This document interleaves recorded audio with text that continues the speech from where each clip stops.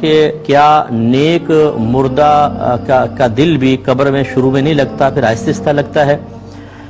دیکھیں ایسا مسئلہ نہیں ہے۔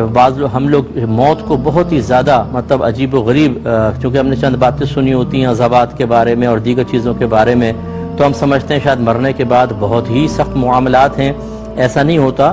جو نیک آدمی ہوتا ہے وہ تو اپنی موت کے وقت ہی اللہ تعالیٰ چونکہ پردے ہٹا دیتا ہے، وہ حضرت ملک الموت علیہ السلام کو بڑی خوبصورت شکل میں دیکھتا ہے، پھر جنتی نعمتیں اس کے پاس لائی جاتی ہیں، ہزاروں فرشتوں کو اس کو پروٹوکول ملتا ہے، اس کی روح کو 7ویں آسمان حتیٰ کہ عرش الہی تک پہنچایا جاتا ہے، وہ سجدہ ریز ہوتی ہے، اور پھر اللہ تبارک و تعالیٰ اس کی روح کو قبر میں لوٹانے کا حکم ارشاد فرماتا ہے۔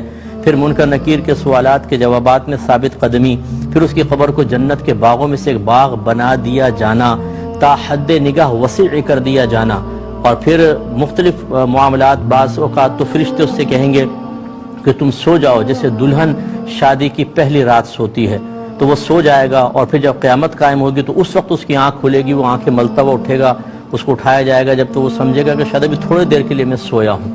اسی طرح کوئی شخص ایسا ہوگا کہ جس کا عمل اس کے سامنے ظاہر ہوگا، ایک انسانی شکل میں بڑا خوبصورت ہوگا، تو وہ پوچھے گا کہ تو کون ہے؟ وہ کہتا ہے کہ تو مجھے نہیں پہچانتا، میں تیرا عمل ہوں، اب قیامت تک میں تیرے ساتھ رہوں گا۔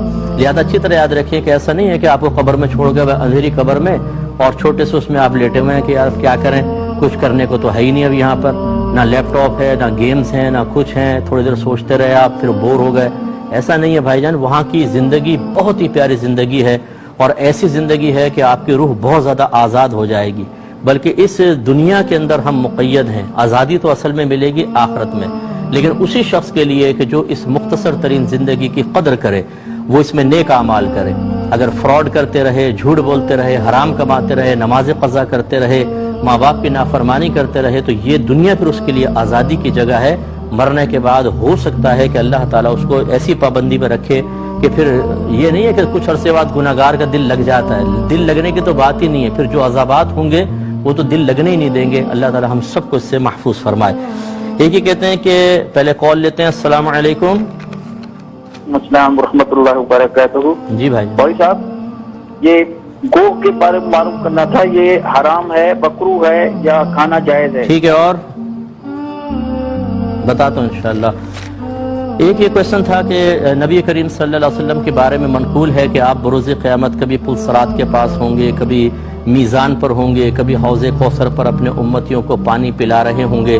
تو پوچھنے والے نے پوچھا ہے کہ یہ آپ کی امداد کا سلسلہ حساب و کتاب سے پہلے ہوگا یا بعد میں ہوگا؟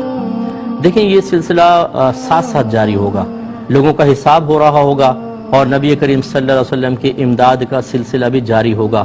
کوئی تو ایسا ہوگا کہ ابھی میزان پر اس کا حساب ہو رہا ہوگا، نیکیاں تولی جا رہی ہوں گی تو سرکار وہاں اس کی مدد فرمائیں گے۔ کوئی ایسا ہوگا ابھی پہنچا ہے وہ میدان محشر میں، ابھی حساب شروع نہیں ہوا، اس کو پیاس لگ رہی ہے، سرکار حوض کوثر سے پانی پلائیں گے۔ کوئی ایسا ہوگا کہ نام اعمال سیدھے ہاتھ میں مل گیا، پل صراط سے پار ہو رہا ہے، وہ ایک مسئلہ اس کے لیے اس کی امداد فرمائیں گے۔ تو یہ ساتھ ساتھ سلسلے چل رہے ہوں گے۔